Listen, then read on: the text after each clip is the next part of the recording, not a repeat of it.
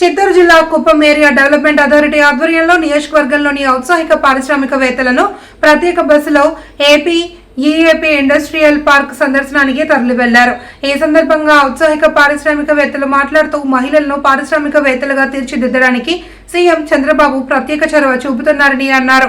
చంద్రబాబుకు కృతజ్ఞతలు తెలిపారు. మున్సిపల్ చైర్మన్ సెల్వరాజు, కుప్పం మండలం టీడీపీ అధ్యక్షుడు ప్రేమ్ కుమార్లు బస్సుకు జెండా ఊపి ప్రారంభించారు.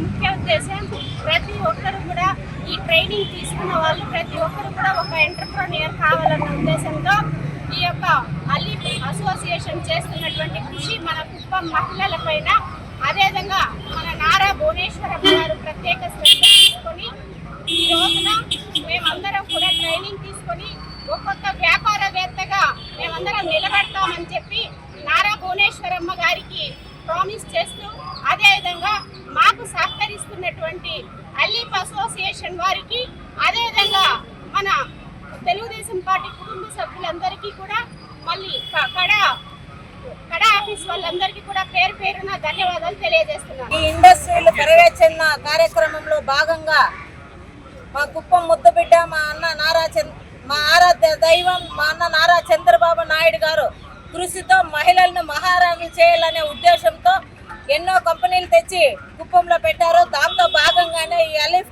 ఈ అలీఫ్ సంస్థను కూడా తెచ్చారు. మా మహిళలంతా కూడా ట్రైనింగ్ తీసుకొని వ్యాపారవేత్తలుగా మారడానికి, అక్కడ వెళ్ళి కంపెనీలని పర్యవేక్షించి రావడానికి కడా ఆధ్వర్యంలో బయలుదేరుతున్నారు.